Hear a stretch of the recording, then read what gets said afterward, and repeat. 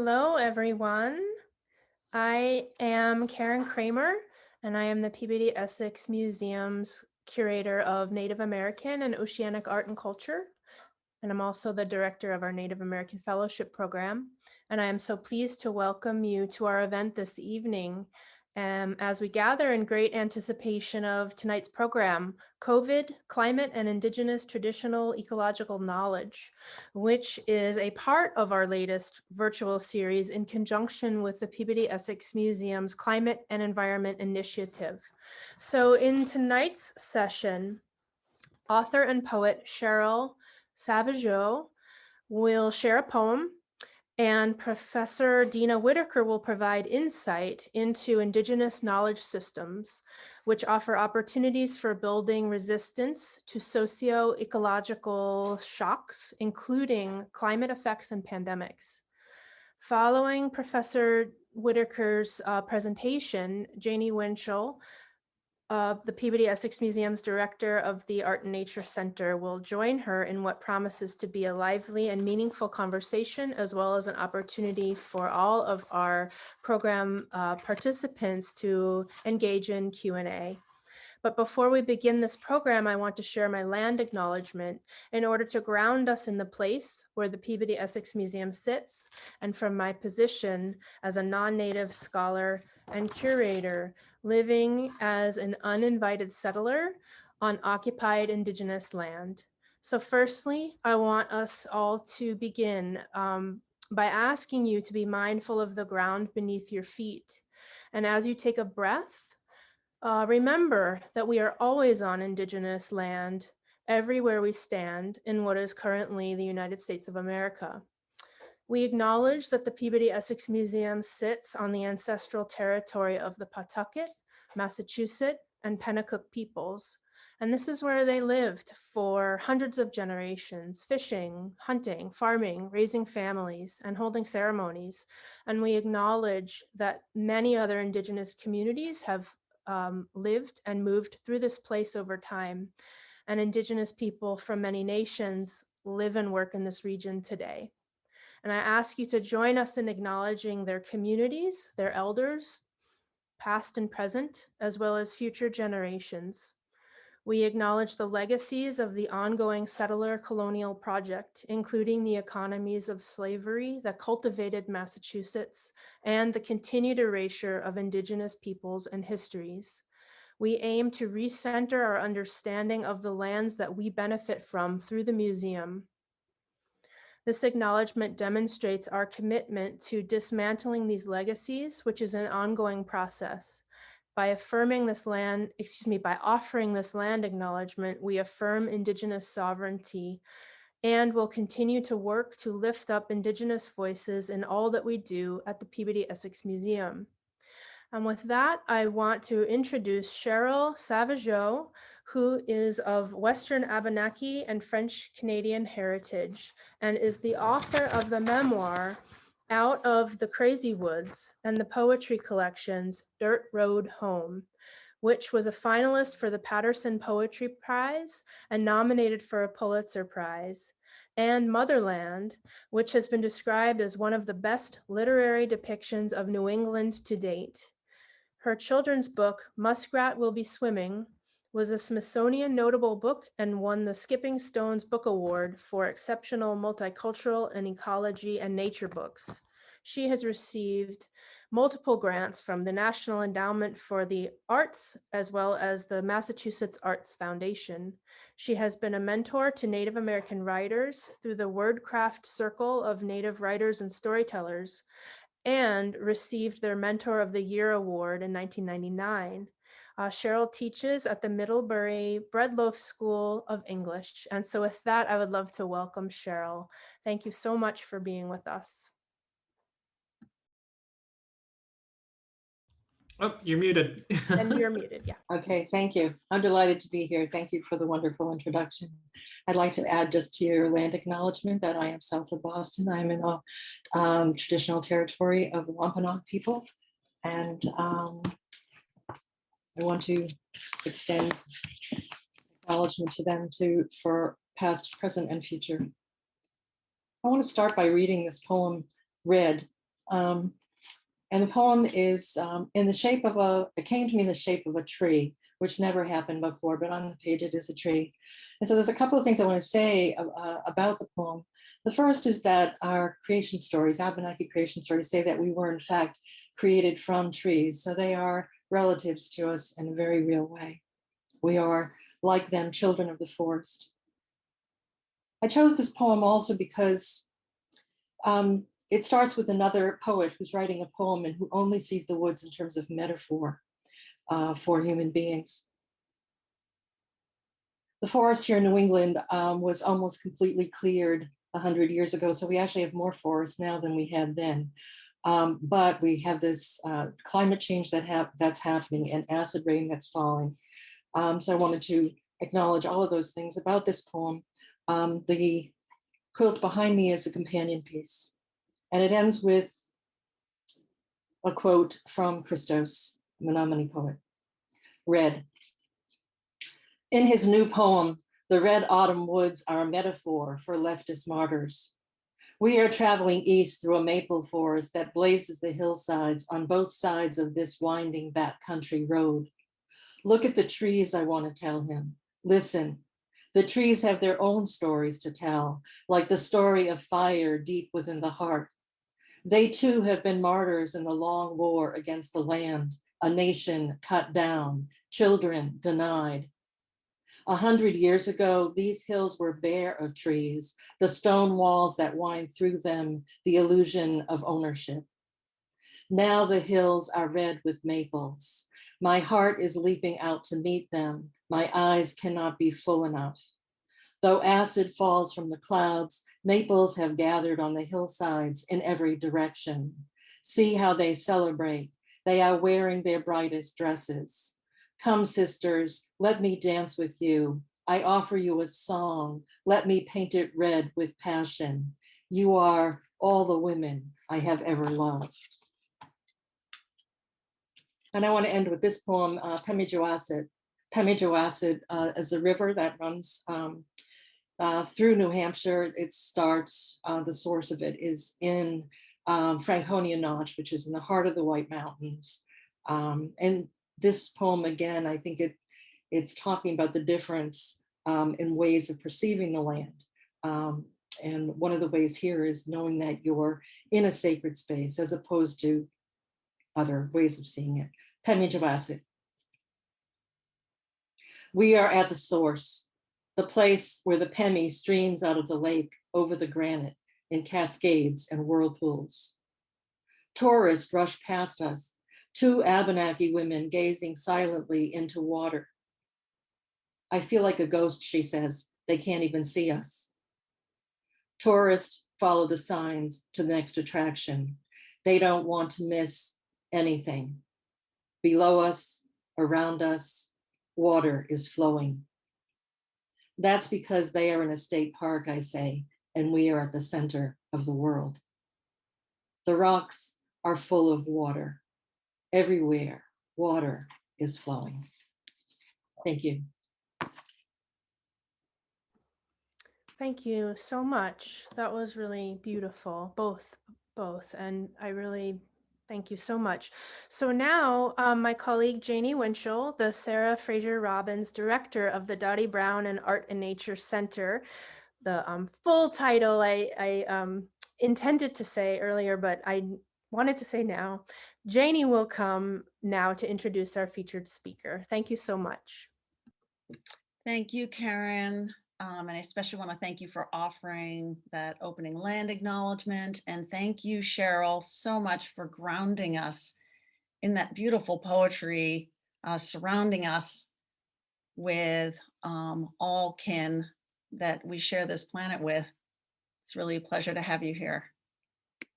And before I introduce our featured speaker, I want to acknowledge the Lowell Institute for making our series of COVID-related talks possible.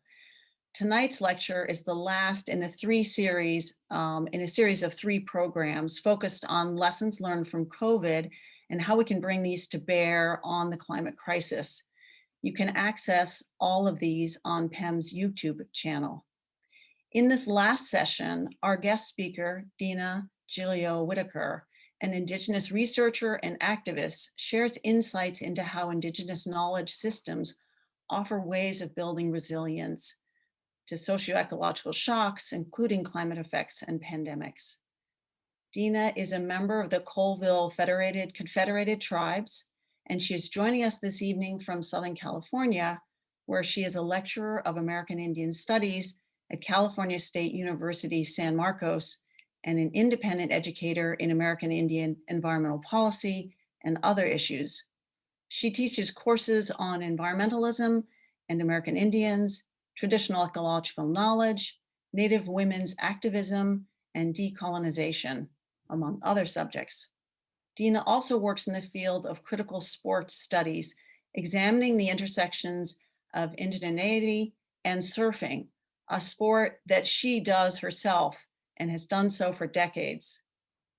As a public intellectual, Dina brings her scholarship into focus as an award-winning journalist, contributing to numerous online outlets such as Indian Country Today, the Los Angeles Times, High Country News, and many more, the latter of which she submitted a really compelling article connecting COVID and the times we face and how we must face our future differently. She has authored 2 books. Her most recent is the award-winning As Long as Grass Grows, The Indigenous Fight for Environmental Justice from Colonization to Standing Rock. And she is currently under contract with Beacon Press for a new book with the working title, Illegitimate Nation, Privilege, Race, and Accountability in the U.S. Settler State. Thank you so much for being here with us tonight, Dina. We are truly honored to welcome you to PEM. And before I turn the program over to you, I just want to encourage our guests to add their questions and comments to the QA box. So thank you again for being here, and I will be joining you at the end of your presentation. Thank you, Janie, for that generous and warm introduction. I'm very happy to be here. Thank you so much for the invitation to address your people at the PEM. And I keep getting drawn into doing work in the Boston area, and I'm feeling comfortable over the years that I have been able to do that. So thank you for that. Why Pisnaxielk? Isquis Dina Gilio-Whitaker. I'm currently on the traditional and unceded homeland of what's currently called San Clemente in Southern California. But I'm a descendant of the Colville Confederated Tribes. That is where my mother was from. I was born and raised in Southern California as a result of termination policy during the 1950s, which is when my mother came to Southern California. So in the traditional way that we introduce ourselves, if I was back home on the reservation in my community, I would tell you that I'm the daughter of Rosemary Burnett, who is the daughter of Mabel Dizitel, who was the daughter of Gilbert Dizitel and Ida O'Brien, and I'm related to the families of the Dizitels and the O'Briens and the Finleys and the Charettes and other old Colville tribal families. So that way I establish my accountability to those communities as a Native person. So all of that said, I'm going to go ahead and share my screen because I have a PowerPoint for you. And let's change that. Let's see. And let's see here. Let's do that. So I want to talk to you today about climate change, Indigenous people, and traditional ecological knowledge. And I'll talk a little bit about, the relationship with pandemics too. But these are the main topics that I want to get into tonight. But I want to establish how I come to this conversation and talk about really what climate justice and climate change is in the broader literature. And climate justice is really part of it's a subset of environmental justice discourse, or we could say which is really a bunch of things. It's policy and law and activism and theory in an academic sense. And so, you know, as our environmental problems intensify over the years, our language continues to evolve too. And so now we talk about climate justice as part of, you know, a really important part of climate change as a phenomenon. And so that really fits into the way that I'm thinking about it as I wrote about it in this book, in which I theorized what environmental justice is for Native people. And it's a result of years of study coming out of my work as an undergrad and then later as a graduate student. And it just, the book came kind of organically out of all those years of study. And as doing place-based research, because it came out of some of the work, Janie referred to some of my work in surfing and surf studies. So it's all tied in together because my original foundational research project involved all of those things. So in the town that I live in, so it's really focuses on place-based research. But intersects, you know, understanding Native people's relationship to place, and my relationship to that and to these particular people. Anyway, there's a lot to say here, but in the book, I make the argument that the way that environmental justice is talked about in the literature and in the activist world, in terms of especially this concept called environmental racism, which just says that there are people of color, and low income, but especially people of color, are disproportionately impacted by toxic processes that expose them to risk and harm to their health. And so they came up with this term that they say that this is environmental racism. And so that's really kind of the linchpin of that conversation. So we're talking about environmental racism as the cause of environmental injustice in these communities. And so knowing that, I tested that, like knowing what I know about Indigenous, American Indian history and American Indian methodologies and research, the way that we understand ourselves in the context of the state, the settler state. That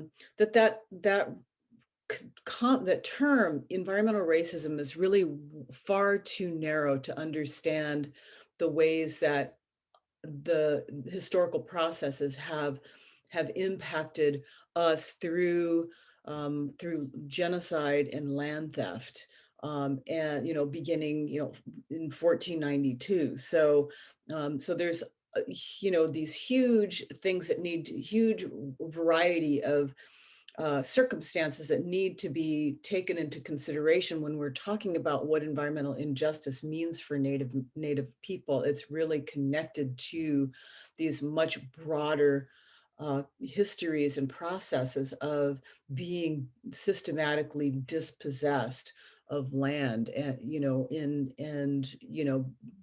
cultural genocide, physical genocide, all of those things are all interrelated. So that's basically the foundation of this book. And so climate justice or climate change would fit in with all of those things.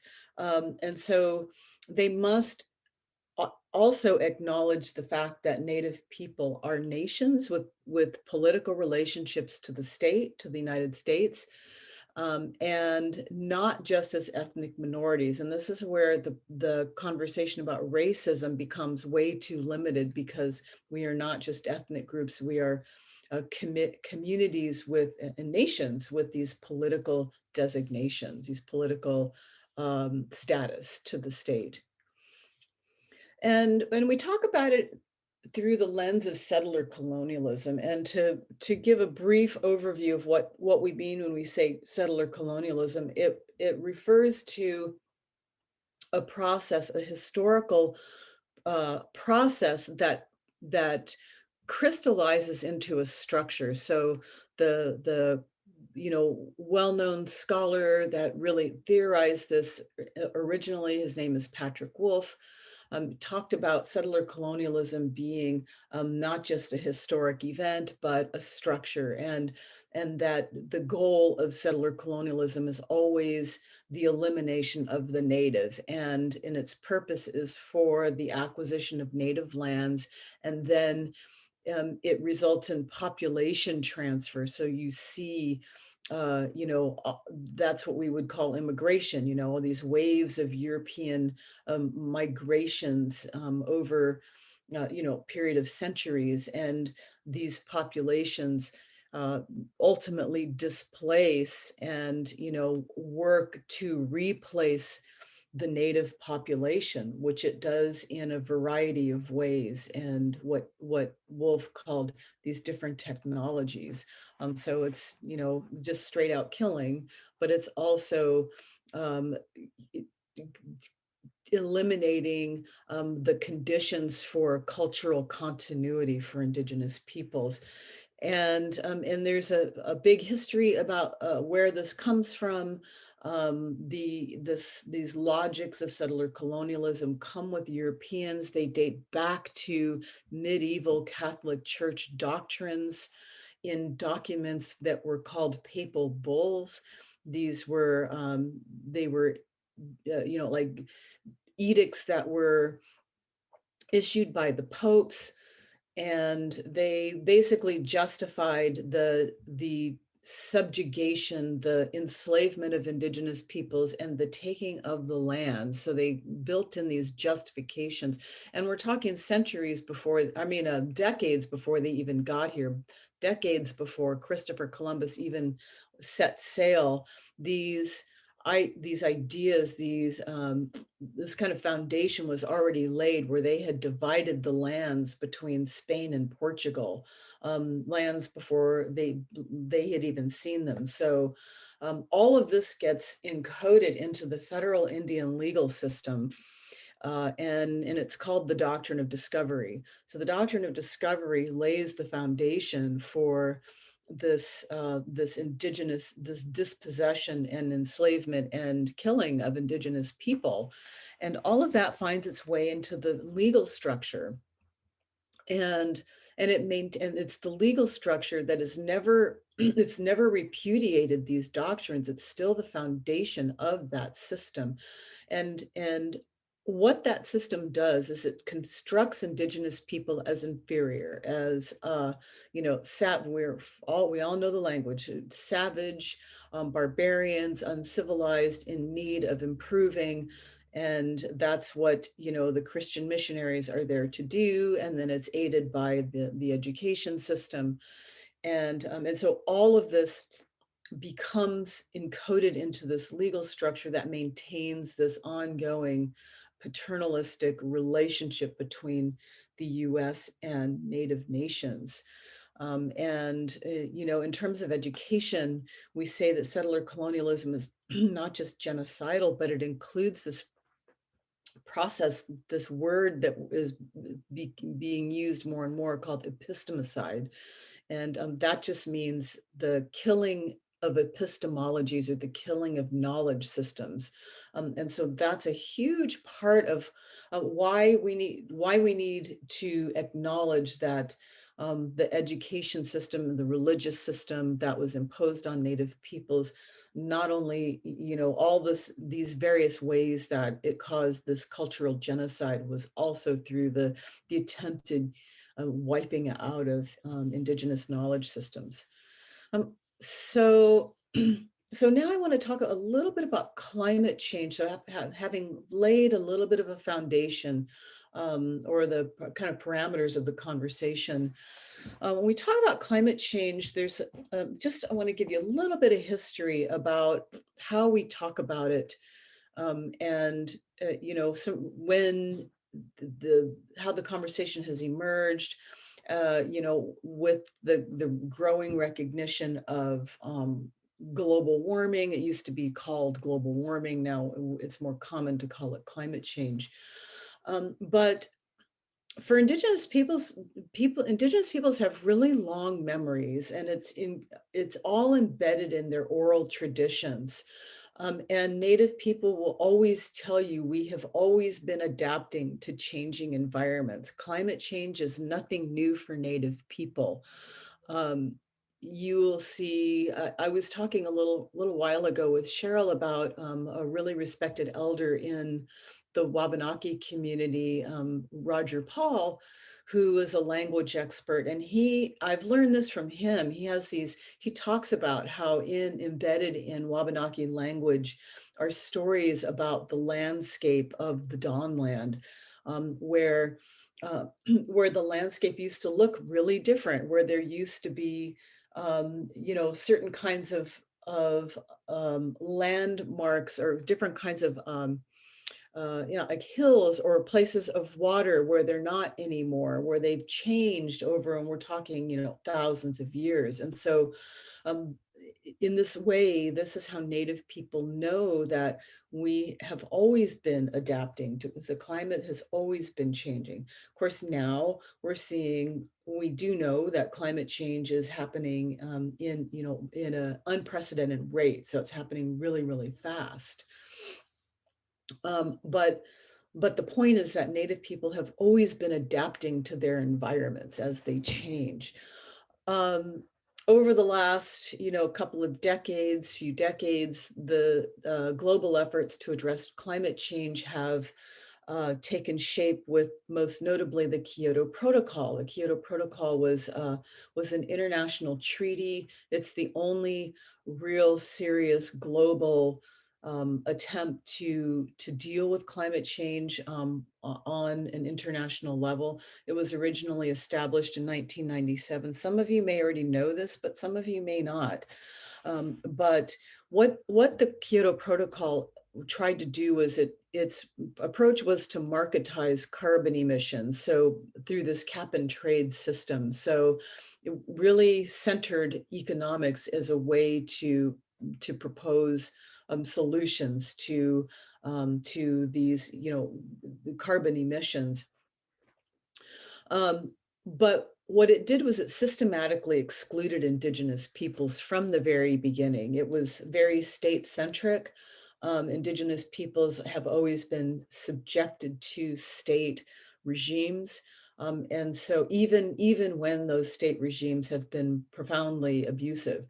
And so these abusive conditions were never addressed in the Kyoto Protocol. And the Kyoto Protocol eventually failed. It failed for many reasons. One of the reasons is that the US never signed on to it. The US, from the very beginning said that this does not work for our economy. It's going to, fail our economy. We cannot be a party to this. But they were still involved in all the discussions. They just were never actually signatories to it. Out of the failed Kyoto Protocol came the Paris Accords. And the Paris Accords, which we've of course seen, in the Trump administration, the Trump administration, as soon as Trump became president, he said that, he is going to take us out of the Paris Climate Accords, and he did. So that's really all we have is, in terms of a global an official coordinated global response to climate change are the Paris Accords, which Joe Biden has now, signed us back on to. But the Paris Accords do the same thing that the Kyoto Protocol did, is that it does not recognize Indigenous rights in this, or specifically address Indigenous issues. So that's a problem that Indigenous peoples have been saying for a long time.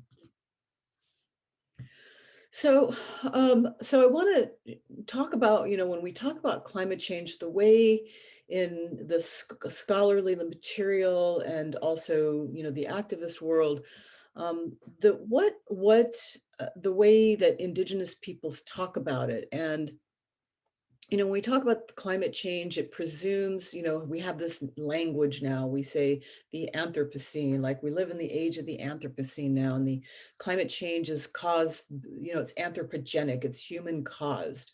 But it's a very monolithic kind of term, and it's a totalizing kind of discourse.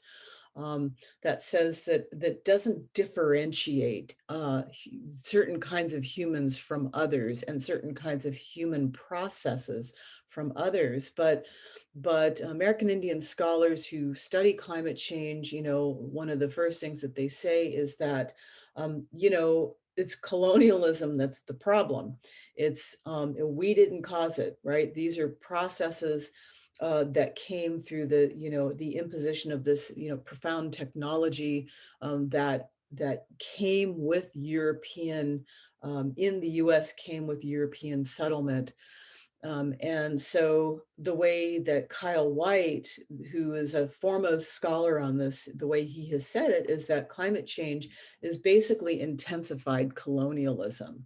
And so, so we need to keep that in mind. It's really important to make these distinctions when we're talking about climate change. Not all people are equally responsible for that. And we'll hear that discourse in sort of the international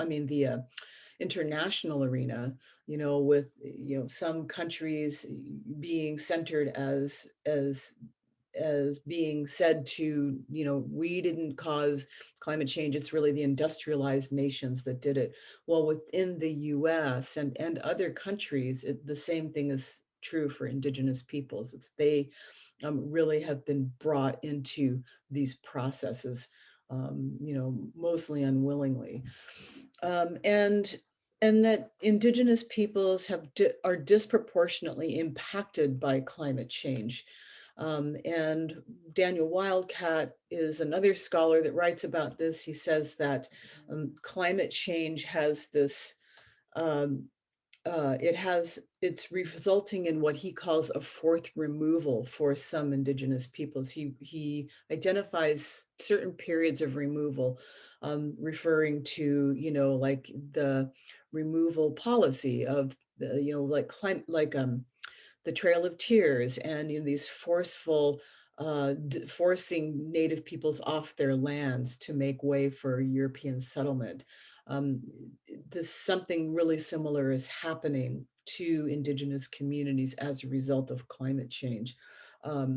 Examples are in Louisiana with a place called Ile de Jean Charles, which is a Choctaw community that was already removed once within the last century and a half.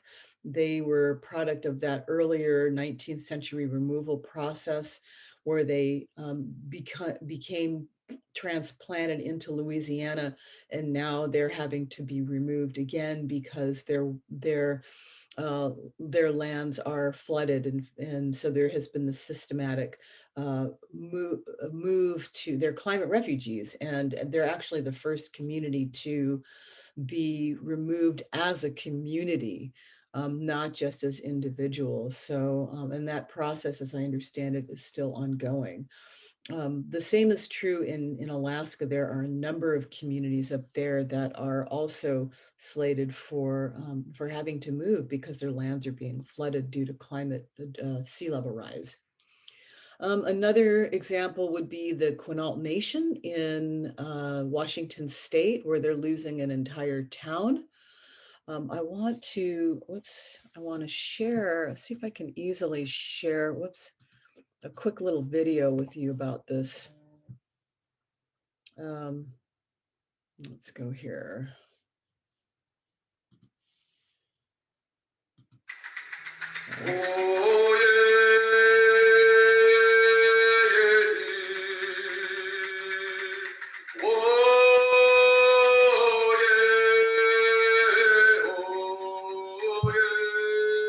Throughout our history, when our people gather like this, we like to open things in prayer and Chiltamach so he can show the way.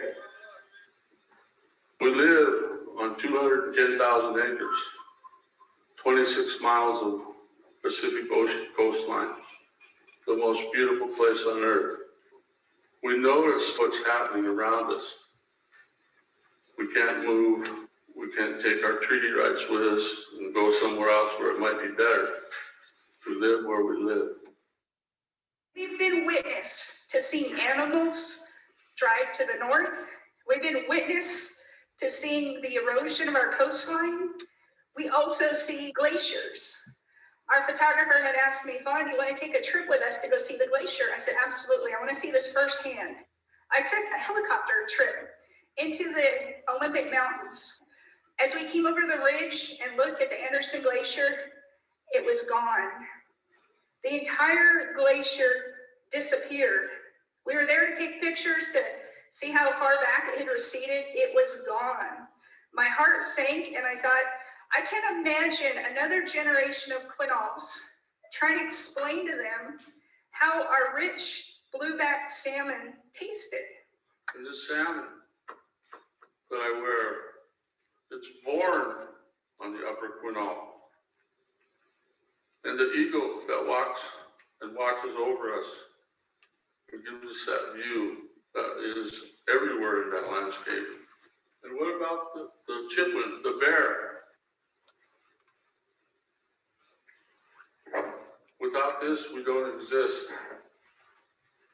We have a motto in Washington State, Alki. It's an Indian word, and it means hope for the future. And when I see a conference like this focusing on first stewardship, I have hope for the future.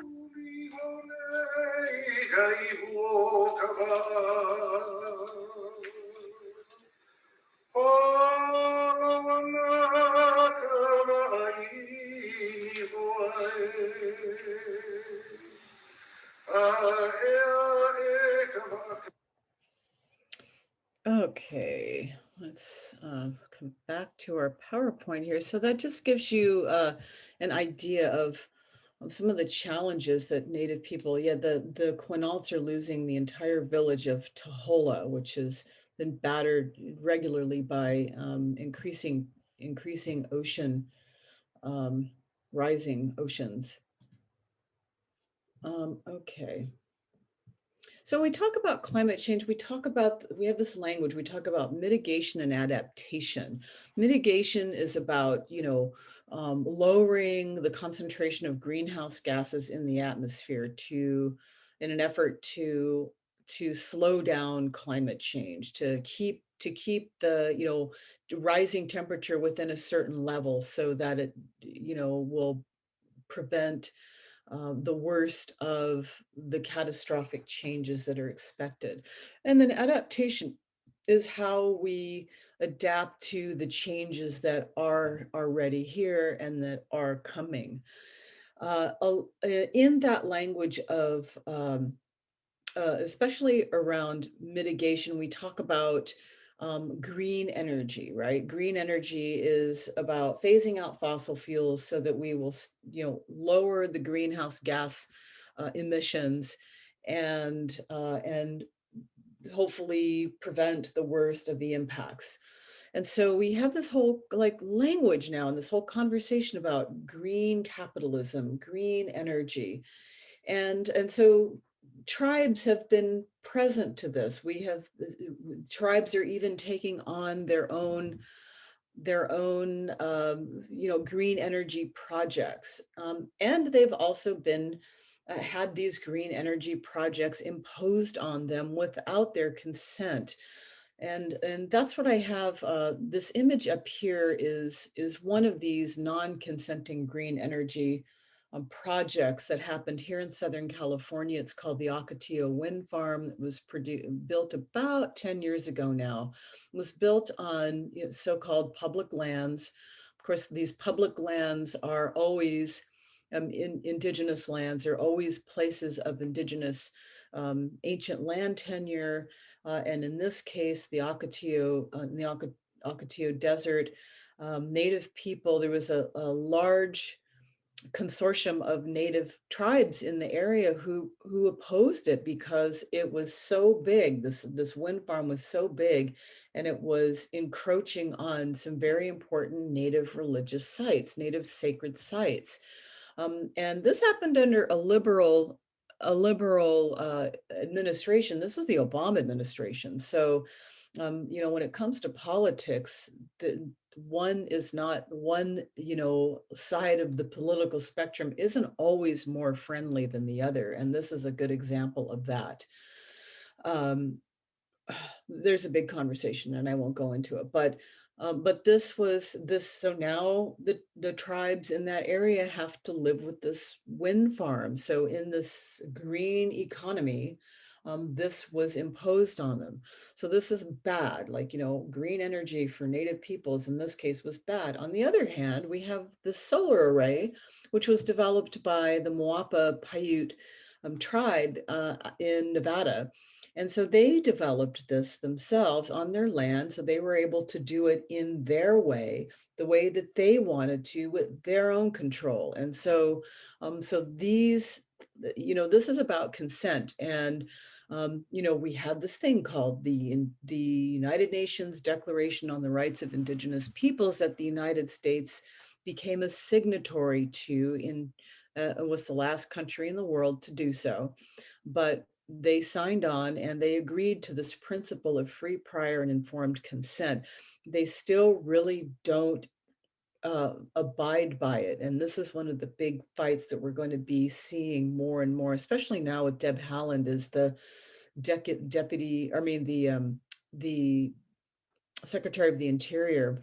We'll see more and more talk about, you know, holding the federal government to this principle of free, prior, and informed consent. So basically, Native people must be included in all levels of policy planning, or you end up with these kinds of projects like the wind farm. Check my time, see how much time I have here. I had another little video. I think I'm going to not show that. It's going to take up too much time, but I do want to talk about Indigenous knowledge. Indigenous knowledge is central to how we adapt to climate change. I'm going back to this knowledge that we have embedded in our languages and our oral traditions, that we have always been adapting to the changing environment.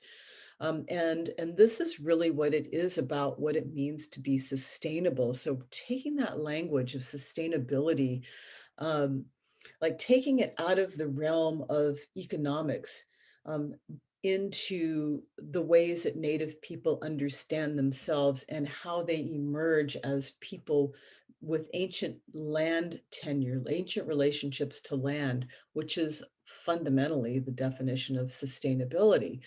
And so, but we talk about there's, you know, we don't want to talk about one particular Indigenous knowledge, because there are Indigenous knowledge systems for every tribal group in the United States. And at this point, there's hundreds. There always have been hundreds, if not thousands. So we can't talk about one monolithic Indigenous knowledge system, but because it's always place-based, Native peoples emerge, they understand themselves as emerging out of particular places, which are in fact particular ecosystems. So who Native people are formed by these ecological systems. And these knowledge systems are all part of that. They are integrally related. They are born from these places, from these knowledges of what it means to survive and to sustain yourself in these places, in a variety of very complex ways. Native people are not just hunter-gatherers. We're not just wandering around on the land for thousands of years aimlessly. And they have always been, had particular land management practices, which were about, especially in certain kinds of places, like in California, this is particularly true. And in the Pacific Northwest, this is particularly true, where they had these horticultural practices that ensured of food production, that the land would produce food, that it would thrive, and that it would cut down on the risk of wildfires. So they would practice things like cultural burning, like preventative burning, in order to prevent these radical wildfires that we have now. So so these are land-based practices, land management practices that are not, you know, in this term, traditional ecological knowledge, which is this one type of Indigenous knowledge. TEK is not just theoretical knowledge, it's actually applied knowledge. This fourth. Okay. And, oh, whoops. It's very sensitive, that thing. So what does it have to do with pandemics? There's an entire emerging field of study called planetary health, and planetary health is very science-based, but it's interdisciplinary in that it includes medical professionals. It includes, like, immunology. It includes virology and zoology, and also environmental sciences that come together to understand the ways that the growing human overdevelopment on the planet is responsible for releasing these new kinds of viruses, because it's closing that gap between the human and wild worlds, like, or the animal worlds, where these viruses are coming from. So we're interacting in ways that we shouldn't be interacting with these kinds of life forms, these relatives, as Native people would call them. Like, there's these boundaries are being crossed increasingly, and that's why we see, things like the coronavirus, the COVID-19 coronavirus, and numerous other viruses before the coronavirus, including the SARS viruses, the hantavirus of 30 years ago, the AIDS virus is arguably one of them, the swine flus, the avian flus, all of these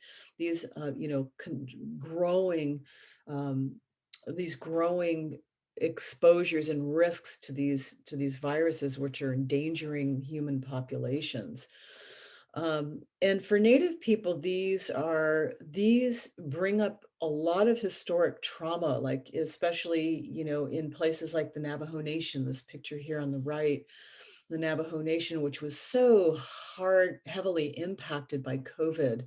And then down here in South Dakota with the Lakota people, took it so seriously that they erected roadblocks, like, to not let people into their communities, because we have seen this before. We have been impacted by these foreign diseases, and it's we know the stories about the population decline happening by sometimes 90% or even more, with early exposure to Europeans. But one thing that, one of the narratives that we have in these historiographies is that it's these diseases, these foreign diseases, that cause these population collapses. But, one of the work as historians are trying to do is to really debunk that was not the only reason. There were a whole lot of other processes related to settler colonialism that becomes this genocidal process that's not just due to germs. And so that's something to keep in mind. But the COVID pandemic, was just one thing that brought up all this historic trauma for Native people. So ways that Native people are adapting to climate change, in this conversation about adaptation, is if you research Native people adapting to climate change, you'll pull up so much stuff. You will be amazed at ways that Native people are, engaging in revitalizing particular areas. For example, in the Northwest, the clam gardens, there's this whole thing. I didn't even know about this. This here is a clam garden, of restoring clams in these areas. They basically build these walls that create these tidal conditions that are where clams are able to thrive once again. Oyster restoration is another one in the Pacific Northwest. In your part of the country, we've seen the Shinnecock do bay restoration over there in the areas that near the Hamptons. Again, cultural burning is another really increasingly important way of adapting to climate change. We have here in the West, we have these dramatic wildfires now, and you know, risk to these just unprecedented fire events. One of the reasons that we have those dramatic fires anymore, it's not just because of climate change, it's because of forest mismanagement, of eliminating the preventative cultural burning practices of Native people, you know, within the last 150 years. This is what's created the conditions for these epic fires that we have now. Also, there are lots of salmon restoration projects underway in California, in the Pacific Northwest, and I think there's in the Northeast, in your part of the country, there's salmon restoration projects happening there too. Forest restoration projects, all part of it. And working with scientists. Native people are working, you know, increasingly with Western science and blending in Indigenous knowledge and Western science to come up with appropriate ways to address climate change. In the realm of planning, lots of activity there. Tribes are finally coming up with their own climate change policies. I saw an article that says that there are now 50 tribes. I would think there would be even more, but that have active climate change policies and planning strategies at the tribal level, at the intertribal level. So these are very strategic, very coordinated efforts to work together. Also around education, there's a great website called Institute for Tribal Environmental Professionals, ITEP, which provides a lot of information for tribes doing this work. There are also different kinds of new legal remedies and legal strategies that are being imagined. And here I'm thinking about the rights of nature. This is a legal strategy that's being tried in settler populations, non-native populations, to give legal rights to things like rivers and mountains and forests, so that they, in an effort to stop this extractive, this obsessive extractive approach, you know, an economic-based approach, capitalism. 3 tribes at least right now have these rights of nature statutes in their tribal codes. Tribal climate camp is another really interesting approach. That's the group. ATNI is an intertribal organization in the Pacific Northwest that has this tribal climate camp. So people come there and they learn about climate change and, you know, adaptation strategies. Also land back, hashtag land back, and there's land rematriation projects. And here there's I know, in fact, this term land rematriation, or giving land back, you know, centering kind of a gendered female perspective on it, really comes out of the Wabanaki communities. Some folks I know there doing this work. And then close to home where I'm at, I'm involved in a climate change on my own campus, a climate change initiative where we are working to establish coalitions and collaborations and for the sharing of information so that we know what everybody's doing. There's a lot of things being done, different communities doing different things, but there's not like a central location where we can all go to know what all is happening, especially around adaptation and climate justice initiatives where, you know, the most marginalized communities are the most disproportionately impacted. So that's some of the work that I'm doing on my own campus. And we have something called the Climate Science Alliance that we are working with as well.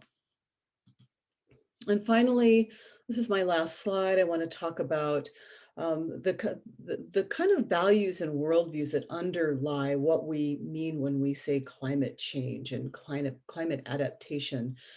In indigenous knowledge and traditional ecological knowledge, we do, even though, as I said, there is not one monolithic TEK, there are commonalities, and we sometimes talk about the 4 R's or sometimes the 5 R's, that Indigenous knowledge is based on a worldview of relationality, reciprocity, respect, responsibility, and sometimes people will say reverence, like reverence for the natural world. And so these are the values, these are paradigms, these are worldviews, knowledge systems that construct, that shape Indigenous relationships and orientations to the world, which makes them ultimately sustainable in the big picture. But when we talk about this idea of sustainability, the way in mainstream discourse we hear about it, it's really related to economics, and how we can make economics sustainable or, friendly to the environment. And so it really centers that. But the way Indigenous scholars are talking about sustainability in the literature is about how do we balance economics with ethics, and how do we bring an ethic of kincentrism. This word kincentrism, this is really just another way of saying relational, like a relational mode of analysis, an approach to the world that's relational, as opposed to extractive or exploitive. This is the big difference between Indigenous knowledge systems and settler kinds of knowledge systems, or even, we could even say, Western science, that Native peoples start from a very different assumption of the world that's based on kin relations, or the centralizing of kin relations. So how do we balance economics with our relations to our more than human relations? That's in the way that Native people talk about that, our more than human relations. So for me, when we talk about climate change, it's really at its core, it's not an economic problem entirely. It's not a technological problem. It's really at its very fundamental level is a philosophical problem. Like, how do we imagine change our approaches to the way that we think about solutions to the problem? What are the values when we talk about climate change adaptation and mitigation as an approach to solving problems? What are the values that drive it? And these are the questions I think that need to be answered, or really need to be explored in much more detail. So I am going to go ahead and stop my screen share, and maybe we can go into a conversation now. Questions and answers. Yes, and first, Dina, what an incredible overview of such a multifaceted and long evolving situation. Going back generations and generations and generations, and I just think you did an incredible job of tying that all together and giving us a sense of how the interweaving of these things that dates back to such a long time, with this colonial kind of overrunning and domineering approach that's been going on for centuries.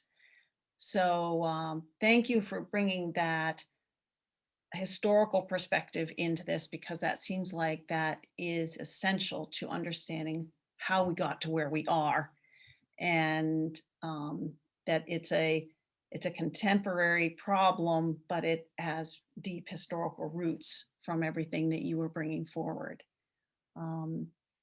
And so I was, you brought a lot of things together at the very end there, and I was thinking it would be interesting for you to just reference a little bit, because you brought out that the difference in Indigenous practices versus the extractive practices that are so prominent now, and just speaking a little bit to what are those regenerative practices that are fundamental to Indigenous practices and ways of living and being part of environment? Are there just some specific examples that you would bring up of those regenerative practices versus the extractive mode that is what is standard now?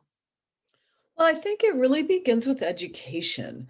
And you know, like deconstructing, like we have to deconstruct all of that so that we can make it legible. We can understand that Indigenous peoples weren't barbaric savages, ignorant savages that were in need of civilizing. Like we have to dispel those mythologies, right? It's so embedded in the American system.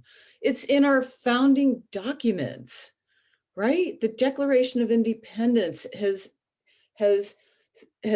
crystallized the concept of merciless Indian savages, right?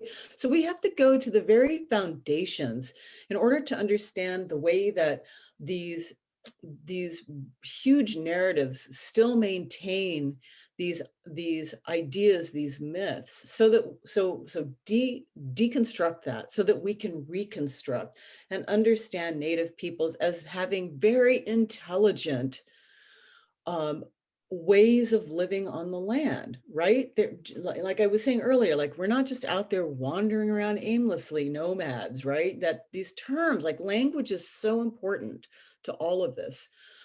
So we have to really understand those terms of engagement to understand, really to paint a fuller picture of the kinds of regenerative projects that Native people are doing based on these knowledge systems. So like the cultural burning is something you're going to be hearing more and more about. We're hearing more about it in the West. It doesn't appear that in the East that cultural burning was something that was used by Indigenous peoples in that part of the country. Like that, there was a new study that just came out just in the last month about that. That culture burning doesn't seem to be something that was practiced, at least in the New England area, but it was practiced in the West pretty widely. And so that's being restored into forest management practices. So cultural burning. Again, the salmon restoration projects are huge. These collapsing salmon populations are an immense problem because salmon is a keystone species. When a keystone species disappears, it will lead to a cascade of other extinctions. Just today, I was talking with somebody, some Nez Perce folks who are doing. There's a plan in Idaho. The Nimipu, these are the Nez Perce people in Idaho. They're working to bring back the grizzly bears, because grizzly bears. But in order to bring back grizzly bear populations, you got to bring back salmon populations. When you have grizzly populations, that will help with, there's like a problem with wolves. So that right now they're hunting wolves, like gray wolves.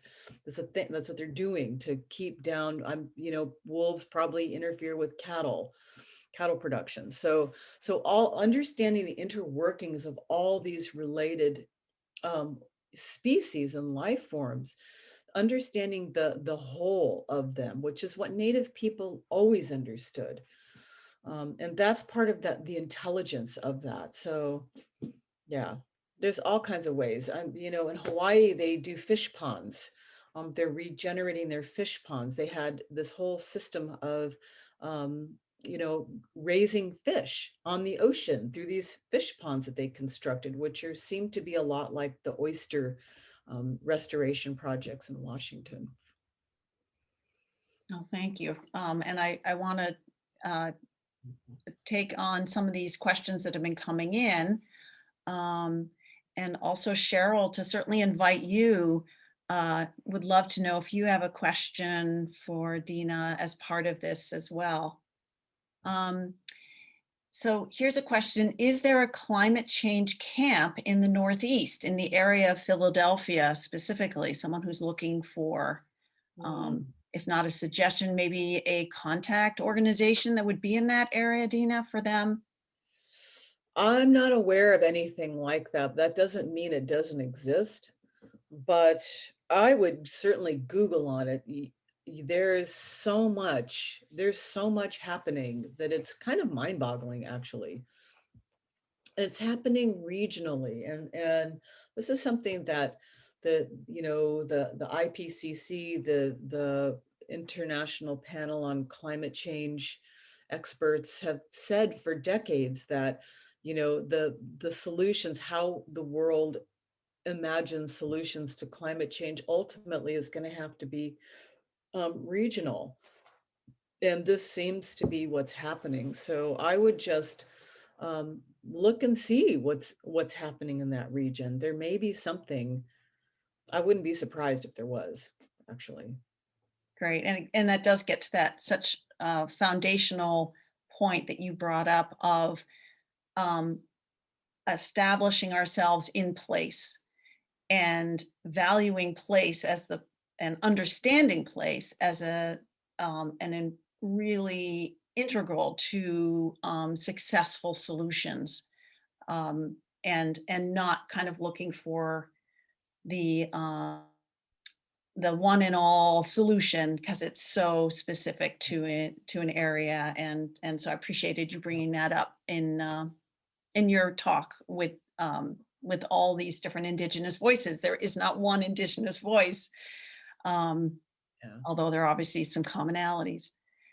So here's a comment. Thank you so much for hosting this. Are there any projects in Connecticut currently?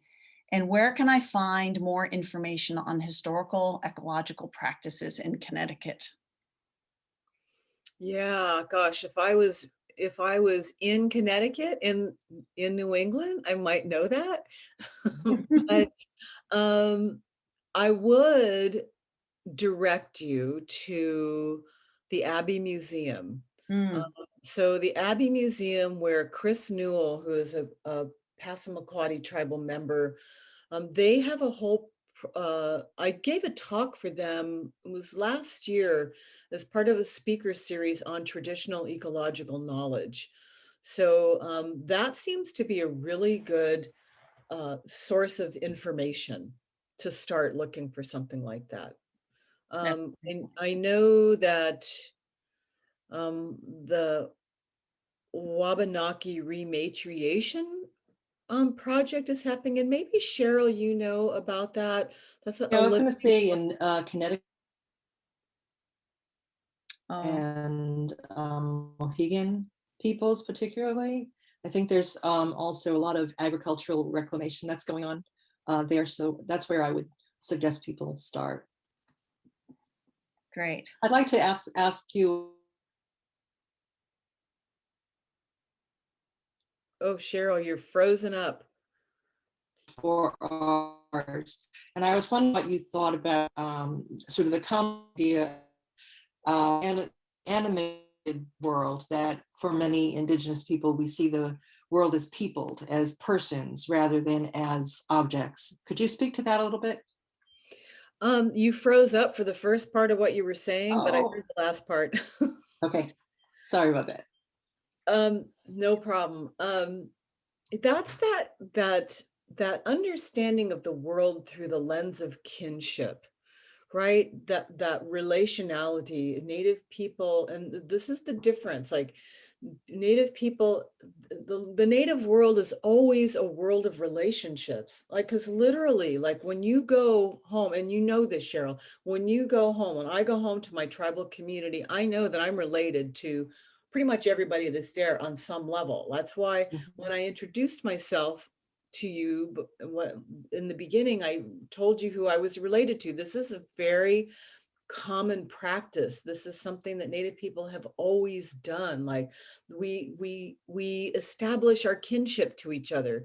This is who I am. Who I am is who I'm related to. I understand myself through through my family, through my clan. If I had a clan, I come from a tribe, we don't have clan systems, but if we, that's, you know, in tribes that have clan systems, that's how you would trace your identity through these lines of relation. And it doesn't extend, it's not limited to human relations, it extends to the whole world.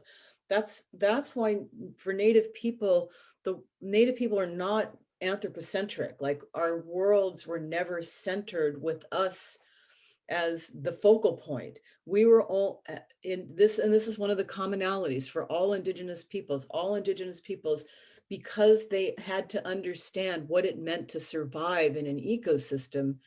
It was not based on a logic of dominating that place because you think yourself superior because of your humanness. That's how you ensure your survivability through your kinship relations, through understanding and the respect of those relationships.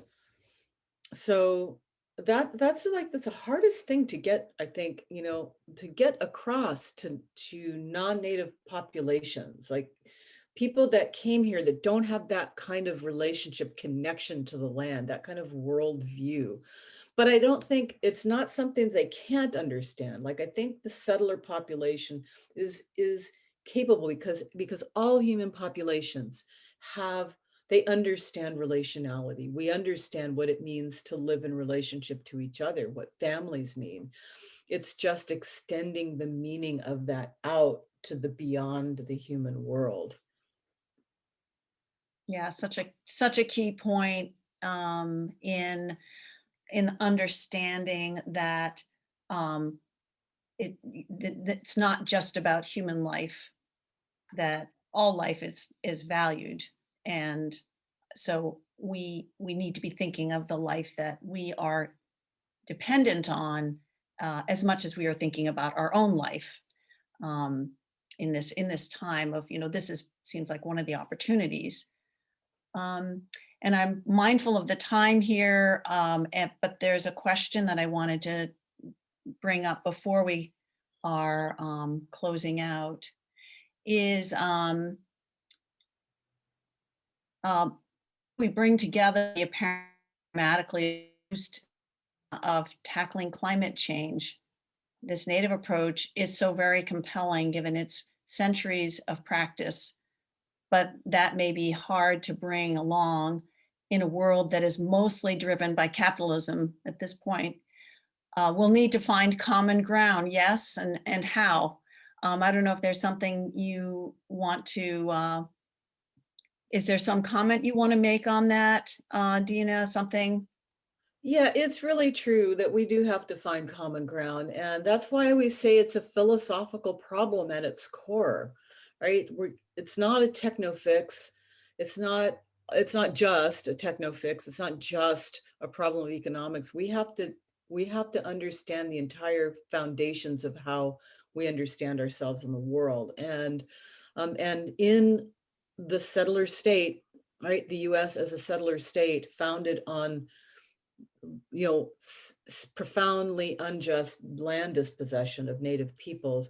Like, how do we have that conversation? And for me, and it's what I'm working on in my next book, exploring about what it means to be accountable. We live in a country that's never been accountable for that history. And we reduce our conversations to a conversation about racial justice, but it's way bigger than that. And that's the big elephant in the living room of the United States. And so once we can be really honest about that, so I mean, I know this is not a simple answer, but knowing what I know, the way that it looks to me is that this is where we have to start. There has to be an accountability for this history, and an acknowledgement that you know, again, Native people weren't ignorant savages, that they knew what they were doing, and that we still have vital knowledge that can inform Western science and how we imagine climate change. And so we're having we're having these conversations. I'm constantly blown away that I keep being invited into these kinds of spaces. I'm going to be in a couple of weeks addressing a group of hundreds of science-based organizations that in a speaker series on Indigenous knowledge. So there is this growing openness and willingness to hear this, because I think there's a growing awareness that Western science doesn't have all the answers, and that you know, people who lived on the land sustainably for thousands of years do have some key knowledge that needs to be drawn from. Absolutely. And can we take one more question there? I hate to leave people hang. Let's see. Yeah, so if there isn't a TEK or climate action project with local Indigenous groups, is there good/respectful way to reach out to tribes and nations, specifically if you wanted to work with them to include a TEK and input from Indigenous peoples in city development plans? Yeah, and I think that's really important. I think it's possible. I think that it's possible to do it respectfully. You know, one of the things that Native people are guarded about is, you know, there's been so much cultural appropriation that, you know, talking about TEK is risky for Native people to share that kind of knowledge, especially because of the way knowledge has been used. Their own knowledge has been used against them for centuries. And so I do believe that there's ways to do that respectfully, especially with, you know, non-Native populations who understand this history and who are committed to not repeating it. I think that it's incumbent upon non-Native populations, urban populations, to reach out to Indigenous organizations and I think Native people appreciate that.